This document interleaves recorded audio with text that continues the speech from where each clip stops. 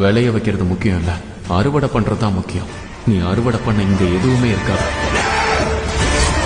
எபிசோடில் பார்த்தீங்கன்னா சிந்து சிவா கிட்ட நீ உங்கள் பெரியம்மா சொன்னால் ஸ்னேகாவை கல்யாணம் பண்ணிப்பியான்னு கேட்டுட்டு இருக்கும்போதே மகா வந்துடுறாங்க. அதில் உனக்கு எந்த சந்தேகமும் வேணாம், அன்னபூர்ணி அக்கா சொன்னால் அது கடவுளே சொன்ன மாதிரி கண்டிப்பாக சிவா கல்யாணம் பண்ணிப்பா அப்படின்னு சொல்கிறாங்க. அதை கேட்டு சிந்து ரொம்பவே வருத்தப்படுறாங்க.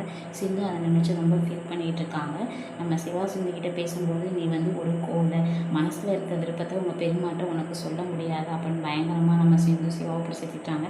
நானாக உன் கழுத்தில் தாலி கட்டினேன், இதுக்கெல்லாம் காரணம் நீ தான், உன்னால் நான் எவ்வளோ அவமானப்படுறேன் தெரியுமா அப்படின்னு சிவா நம்ம சிந்திக்கிட்ட சொல்கிறாங்க. நான் யார்கிட்ட சண்டை போட்டு என் வாழ்க்கையை மீட்டு எடுக்கணுமோ அவங்ககிட்ட சண்டை போட்டு என் வாழ்க்கையை நான் காப்பாற்றிக்கிறேன் அப்படின்னு சிந்து சிவா கிட்ட சொல்லிடுறாங்க.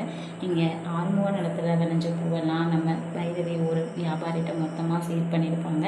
இந்த விஷயத்த அன்னபூர்ணி சொல்லுவாங்க. ஆனால் அது மகாவுக்கு இசைக்கு சுத்தமாக பிடிக்கல. இந்த வியாபாரத்தை எப்படியாவது கெடுக்கணும் அப்படின்னு இசைக்கு அவங்க ஆளுங்களை சீல் பண்ணுறாங்க. இந்த பூவெல்லாம் 2 நாளில் கருகி போயிடணும், நான் கெமிக்கல் வாங்கிட்டு கொடுக்குறேன், நீங்கள் தெளிச்சிருங்க, சந்தேகம் வராமல் பார்த்துக்கோங்க அப்படின்னு சொல்லிடுறாங்க. இதை விளைய வச்சா மட்டும் போதாது, அது கரெக்டான டைமில் அறுவடை பண்ணணும். நீ அறுவடை பண்ணும்போது இங்கே எதுவுமே இருக்காது அப்படின்னு இசைக்கு ஒரு பெரிய திட்டம் போட்டிருக்காங்க. பைரவி இசைக்கியோட திட்டத்தை மீறி பயிரெல்லாம் காப்பாற்றிடுவாங்களான்னா அடுத்த ஒரு எபிசோட நம்ம ஃபுல்லாக பார்த்து தெரிஞ்சுக்கலாம்.